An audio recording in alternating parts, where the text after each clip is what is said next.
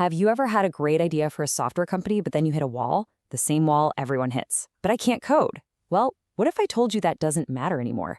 Today, we are going to break down the new playbook for building a real profitable software business without writing a single line of code. Not too long ago, starting a software company was this massive, intimidating thing. The old way meant months, maybe even years of coding, sinking huge budgets into a project that was, frankly, a pretty high risk. You pretty much had to be a developer. But the game has totally changed. The new way? It's all about building your brand, creating that stable recurring revenue, and, this is the best part, zero coding skills required.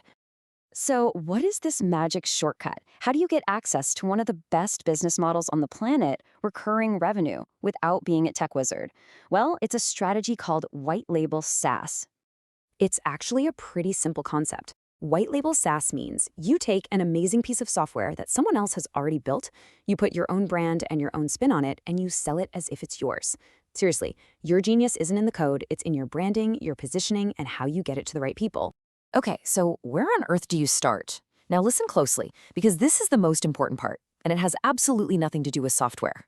Your first job is to find a very specific group of people who have a really painful problem, a problem they would gladly pay to make go away. And this right here is the mindset you need. It says it all. Nobody, and I mean nobody, wakes up in the morning excited to buy software.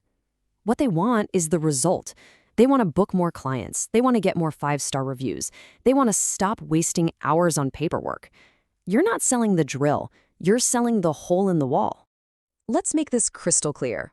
A bad, terrible niche is saying you sell to businesses. I mean, what does that even mean? It's way too broad. A great niche is saying you help med spas that need appointment booking and review automation. Boom. See how specific that is? All of a sudden, you know exactly who you're talking to and exactly what problem you're solving for them.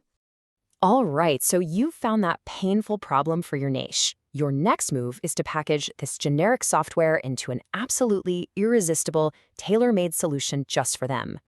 And it really comes down to these 3 steps. First, you got to brand it like a professional. This builds instant trust. Second, you package it as an outcome. It's not just booking software. No, it's the med spa client multiplier. And third, you have to price it for profit. You're pricing based on the massive value you provide, not trying to be the cheapest option out there. Okay, you've got your niche, you've got your irresistible offer. Now it's time to get some customers and make some money. And in the beginning, the name of the game is speed and simplicity. Don't overthink this. Forget about building some huge, complicated marketing machine right now. Your only goal is to land your first 5 to 10 clients. How? By talking to people. It's really that simple.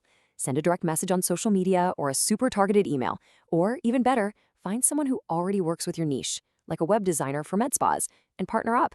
Heck, start with your own network first. The point is to keep it direct, personal, and focused on solving their problem. All right, let's wrap all this up into a simple checklist.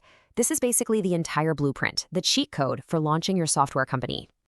And if you take away only one thing from this, please let it be this. You win with smart positioning and effective distribution. You don't win by being a coder. Your success depends on your ability to find that niche, position your product as the perfect solution, and get it in front of the right people. So the excuse of "I'm not a developer" is officially off the table. The path is laid out, the tools are there. The only question left is, what problem are you going to solve first?